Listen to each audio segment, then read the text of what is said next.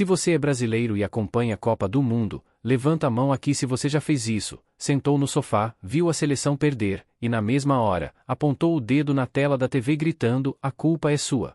A gente faz isso sempre. É quase um ritual. E a pergunta que fica é: por que a gente precisa crucificar alguém? Porque, depois de cada eliminação, a gente elege um vilão. Não é de hoje. Não é de 2014. Isso é uma tradição nacional. Uma herança maldita. Vem comigo que eu vou te mostrar que essa história é muito mais velha do que você imagina. 1982, uma das maiores seleções de todos os tempos. Tele Santana, Zico, Sócrates, Falcão. Perde para a Itália numa tarde trágica. E a culpa caiu no ombro de um só. Pois é. O nome dele? Cerezo. Um erro no passe, e pronto. Virou para sempre o símbolo da derrota. Um dos maiores volantes da história, resumido a um deslize. 1998, a final contra a França. Todo mundo se pergunta até hoje, o que aconteceu com o Ronaldo? Ele teve convulsão horas antes do jogo? Escalaram ele por pressão? A verdade é que a gente nunca vai saber. Mas o Brasil inteiro colocou aquela derrota nas costas dele. O fenômeno virou problema da noite pro dia. 2006, Roberto Carlos. A gente perde para a França de novo, e o que vira notícia? Ele estava desatento, arrumando a meia no lance do gol. 1 minuto de desatenção apagou uma carreira vitoriosa. 2010, Felipe Melo. Pisou na bola, literalmente. Fez o gol contra e foi expulso. Vilão pronto. 2014, 7-1. A maior vergonha da história. Nomes como Fred e Júlio César foram linchados. Sendo que o problema era muito maior que eles. 2018, Fernandinho. Desviou a bola no gol da Bélgica. Culparam ele pela eliminação. 2022, Croácia. O Brasil perde nos pênaltis, e adivinha? Sobrou pro Fred. Não o centroavante, o outro. O reserva que entrou no fim. Reparou? São 40 anos de história. 4 décadas. Nomes diferentes, copas diferentes, vilões diferentes. Mas o roteiro é sempre o mesmo. Coincidência? Ou a gente já nasceu com esse instinto de, em vez de abraçar a derrota, apontar a espada pro primeiro que aparece na frente? Então, a gente já viu que isso vem de longe. 1982, 98, 2006, 2010, 2014, 2018, 2022. Uma lista enorme de bodes expiatórios. Mas a pergunta que fica é, por quê? O que acontece na cabeça do torcedor brasileiro 5 minutos depois do apito final? Vamos tentar entender isso. Não como torcedor, mas como gente. Como ser humano. Primeiro ponto, a frustração é gigante. E eu não tô falando de uma frustração qualquer, tipo, meu time perdeu no domingo. Tô falando de uma montanha-russa de 4 anos. 4 anos.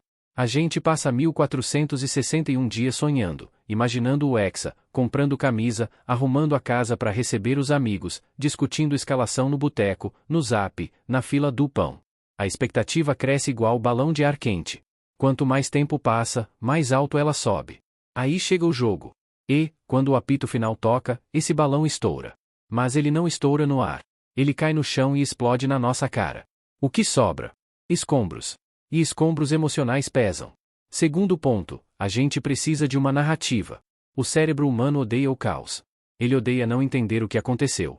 Se você falar pro seu cérebro, a gente perdeu porque o time era mais ou menos e o planejamento foi uma merda, isso é muito complexo. São muitas variáveis. Dá trabalho processar. Dá trabalho aceitar. Agora, se você fala, a gente perdeu por causa daquele idiota ali, pronto. O cérebro se acalma. Ele encontrou um culpado. A história tem começo, meio e fim. O herói era o Brasil, o vilão é o Felipe Melo, e a moral da história é que se não fosse ele, a gente teria ganhado. Simples. Rápido. Indolor. É o que a psicologia chama de bode expiatório. A gente transfere toda a frustração, toda a raiva, toda a impotência para cima de uma pessoa só. E essa pessoa vira a representação viva do nosso fracasso. A gente não perdeu. Ele perdeu. Terceiro ponto, a mídia precisa vender. E, me diz, o que vende mais jornal, dá mais clique, gera mais engajamento? Uma análise tática de 40 minutos sobre a falta de mobilidade do meio-campo? Ou a imagem do jogador sentado no chão, cabisbaixo, com uma legenda em caixa alta, o erro imperdoável? A mídia não criou essa cultura, mas ela é o alto-falante dela. Ela pega a nossa raiva, coloca numa bandeja, enfeita com manchete e serve no jantar. E a gente come. A gente adora comer. A torcida precisa descarregar. É fisiológico. O cara passa o jogo inteiro gritando, xingando a televisão, apertando o sofá. A adrenalina tá lá em cima. Quando acaba, essa energia não tem pra onde ir. Se a gente ganha, vira euforia, abraço, festa na rua. Se a gente perde, essa energia tem que vazar por algum lugar. E o caminho mais fácil é a raiva. A gente precisa de um alvo. O jogador que errou o passe, o técnico que não substituiu, o cara que perdeu o pênalti. E o mais louco de tudo, a gente esquece que, 5 minutos antes do erro, a gente amava aquele cara. A gente tava gritando o nome dele. Dali, Fernandinho, vai, Fred, Roberto Carlos, raça A. Basta um segundo, um deslize, e o amor vira ódio. O herói vira vilão. Repare no seguinte, dificilmente a gente culpa o coletivo. A gente precisa de um rosto. Porque é muito desconfortável olhar para o espelho e admitir que, talvez, o problema seja maior. Que não foi um erro, mas sim um conjunto deles. Que talvez a gente não seja tão favorito quanto pensa. Que talvez o mundo tenha evoluído e a gente tenha ficado parado no tempo. É mais fácil crucificar um. É mais confortável. E, de certa forma, é até mais humano. O problema é quando a gente transforma isso em esporte nacional. Quando a gente esquece que, do outro lado da tela, tem um ser humano. Pai de família, filho, alguém que ralou a vida inteira para chegar ali. E que, na maioria das vezes, foi o cara que mais sofreu com a derrota. Mais do que a gente, que só tava no sofá. Mas, óbvio, na hora da raiva, ninguém pensa nisso. A gente só quer sangue. E é aí que mora o perigo. Porque enquanto a gente briga para saber quem é o culpado, a verdadeira razão da derrota continua passando despercebida. E é sobre isso que a gente vai falar agora. E aí está o ponto central de toda essa história. Enquanto a gente briga nas redes sociais, enquanto a gente xinga o jogador no mercado, enquanto a gente faz memes e mais memes, a verdadeira razão das derrotas vai passando batido. Ou pior, ela fica ali, escancarada na nossa frente, mas a gente prefere não enxergar. Por quê? Me diz uma coisa, será que o problema é realmente o Cerezo dar um passe errado em 1982? Ou será que o problema é a gente ter demorado quase 20 anos para perceber que o futebol mundial tinha mudado e a gente continuava achando que só o talento ganhava jogo? Vamos falar de planejamento. Ou melhor, da falta dele. O Brasil é o país do futebol, a gente repete isso como um mantra. Mas o que a gente fez de concreto nas últimas décadas para se manter no topo? Enquanto a Alemanha, França e Espanha reformularam suas categorias de base, criaram centros de treinamento de ponta, investiram em preparação física e análise de dados, a gente continuou achando que é só amarelinha e criatividade. A CBF.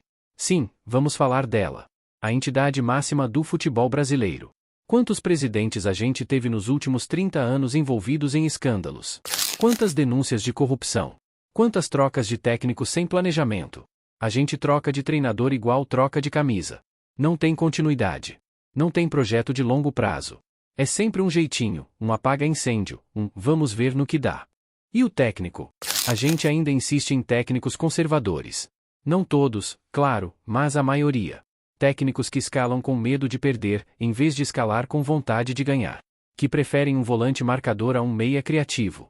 Que travam nos momentos decisivos. A gente olha para as seleções europeias e vê treinadores com filosofia, com identidade, com padrão de jogo. A gente olha para o Brasil e vê um time que depende de uma jogada individual do Vini Júnior ou do Neymar para resolver. Se eles não brilham, o time não brilha. Isso não é projeto. Isso é aposta. Falta preparação emocional. E isso é irônico, porque a gente acaba de falar sobre como a gente crucifica os jogadores, mas a gente nunca prepara eles para lidar com isso. O jogador brasileiro chega na Copa com o peso de um país nas costas. Ele não é ensinado a lidar com a pressão, com a expectativa, com o fato de que 200 milhões de pessoas vão julgá-lo por um único lance. A gente forma atletas tecnicamente brilhantes, mas emocionalmente frágeis. E aí, quando o bicho pega, eles pipocam. Não por falta de talento, mas por falta de estrutura mental. Falta controle de jogo. O Brasil perdeu a capacidade de controlar as partidas. A gente não sabe mais matar um jogo. Não sabe mais ter paciência, trocar passes, fazer o tempo correr a favor. A gente quer resolver tudo na base do ataque, do drible, da emoção. Só que futebol de Copa do Mundo não é só emoção. É estratégia. É inteligência. É saber sofrer. É saber segurar. E tudo isso que eu tô falando aqui, não viraliza. Não dá meme. Não dá manchete sensacionalista. Dá trabalho. Dá discussão. Dá reflexão. É muito mais fácil pegar a imagem do Fred perdendo um gol, colocar uma setinha vermelha apontando para ele e escrever o grande culpado. Isso gera clique. Isso gera raiva. Isso gera compartilhamento. Agora, sentar e discutir por que o Fred estava ali em primeiro lugar.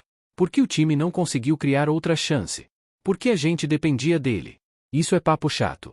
Isso é papo de quem entende. E a maioria das pessoas não quer entender. Quer sentir. Quer extravasar. E é por isso que o ciclo se repete. A cada 4 anos, a gente joga a culpa no colo de alguém, acha que resolveu o problema, e passa mais 4 anos sem consertar nada. Aí a próxima Copa chega, a gente perde de novo, e adivinha? Novo vilão. Novo nome. Mesma história. A gente trata o sintoma, mas ignora a doença. A gente tira o atleta do time, mas mantém a estrutura podre. A gente crucifica o jogador, mas absolve a CBF. A gente coloca a culpa no cara que errou o passe, mas esquece que ele estava ali porque alguém colocou. E enquanto a gente continuar fazendo isso, enquanto a gente continuar preferindo o circo romano à análise profunda, a história vai se repetir. Infinitamente. Até que um dia, a gente acorda. E é aqui que a gente chega no ponto mais desconfortável dessa conversa. A pergunta que não quer calar: a gente vai mudar? Ou a gente vai repetir o roteiro mais uma vez? Respira fundo, porque 2026 está aí. A próxima Copa do Mundo. A gente vai entrar em campo mais uma vez com a esperança de sempre, com o favoritismo de sempre, com a pressão de sempre. E, se tudo der errado, e a estatística mostra que ultimamente tem dado, a gente já sabe o que vai acontecer. O Brasil perde. O apito final sobe. E, 5 minutos depois, as redes sociais já elegeram um novo vilão. As manchetes já estão prontas. Os memes já estão sendo editados. A pergunta é: quem vai ser o escolhido? Vamos fazer um exercício rápido. Pensa comigo. Se o Brasil perder em 2026, quem vocês vão colocar na fogueira? Vai ser o Vini Júnior, que não conseguiu repetir no Mundial o que faz no Real Madrid? Vai ser o Endrick, menino de 19 anos, acusado de não ter maturidade para jogar uma Copa? Vai ser o técnico, seja quem for, por não ter colocado o craque tal ou por ter colocado o bagre tal? Ou talvez a gente vá atrás de um nome novo. Alguém que ninguém esperava. O zagueiro que deu um bote errado. O goleiro que falhou no tempo da bola. O atacante que perdeu o gol feito debaixo da trave. Pode ser qualquer um. Pode ser até alguém que nem entrou em campo, mas tinha que ter entrado. O nome a gente não sabe ainda. Mas o roteiro a gente já conhece de cor. E é isso que me assusta. Não a derrota em si. Derrota faz parte do esporte. Até porque, como dizem os mais sábios, o futebol é a caixinha de surpresas. O que me assusta é a nossa incapacidade de reagir de forma diferente. A nossa preguiça de olhar para o espelho e admitir que talvez o problema não seja um jogador, mas sim um sistema. Enquanto a gente apontar o dedo para o cara que errou o passe, a gente vai continuar ignorando a CBF que não planeja. Enquanto a gente xingar o atacante que perdeu o gol, a gente vai continuar esquecendo do técnico que não treinou.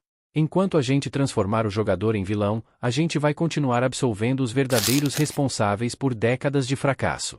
E o ciclo vai continuar. 2026, 2030, 2034. A gente vai envelhecer, nossos filhos vão torcer, nossos netos vão sofrer, e a história vai ser a mesma. A menos que alguma coisa mude. Mas aí eu te pergunto, vai mudar? Ou a gente vai continuar preferindo o conforto de um vilão ao incômodo de uma reflexão? Pensa nisso. Agora, antes de você ir correndo comentar quem você acha que vai ser o vilão de 2026, porque eu sei que você já tem um nome na ponta da língua, me faz um favor? Se você chegou até aqui, é porque esse assunto te interessa. E se ele te interessa, talvez você queira ver o futebol brasileiro evoluir. Então me ajuda a espalhar essa ideia. Dá aquele like no vídeo. É simples, é rápido, e pro algoritmo isso vale ouro. Se inscreve no canal se você ainda não é inscrito, porque por aqui a gente não tem medo de falar a verdade, mesmo quando ela dói.